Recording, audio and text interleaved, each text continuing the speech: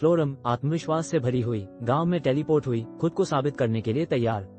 लेकिन जैसे ही वो पहुंची, लास्टी ने उसका स्वागत किया और फ्लोरम तुरंत ड्रैगन की अत्यधिक शक्ति को पहचान गई। उसका आत्मविश्वास डगमगाने लगा। जैसे ही फ्लोरम गांव में घूमी, उसने वहां रहने वाली प्रजातियों की बेतुकी विविधता देखी, छिपकली मानव, राक्षस, पशु मानव और यहाँ तक कि बौने भी।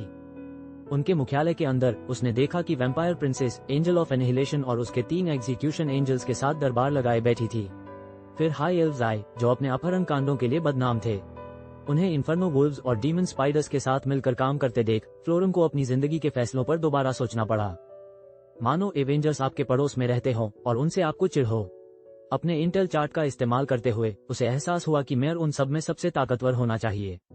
फिर हीराकू वहां से टहलता हुआ गुजरा, बिल्कुल किसी दोस्ताना पड़ोसी किसान की तरह हाथ हिलाते हुए। फ्लोरम अविश्वास में पलकें झपकाती रही। ये कमजोर सा दिखने वाला इंसान मेयर, उसने सोचा, उसे नुकसानदेह न समझकर। हीराकू ने उसका ध्यान भटकता देख कृपा करके पूछा कि क्या वो रास्ता भूल गई है। वो बिफर पड़ी, मुझे तुम जैसे कमजोर की फिक्र की जरूरत नहीं है।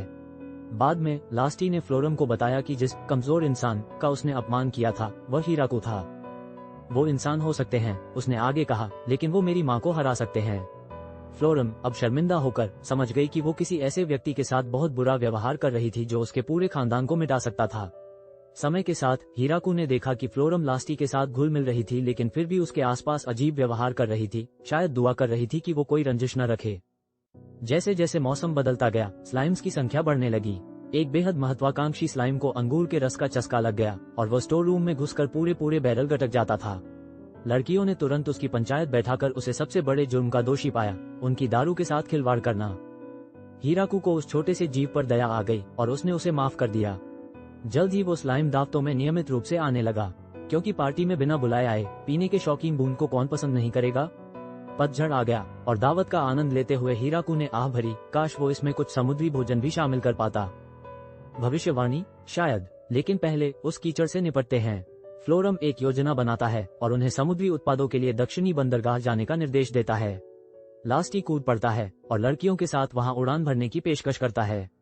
3 दिन बाद लास्टी समुद्री शहर के एक व्यापारी के साथ वापस लौटता है। वह आदमी ताजी मछली और शेलफिश लेकर आया, ड्रैगन के सामने बेहोश न होने की पूरी कोशिश कर रहा था।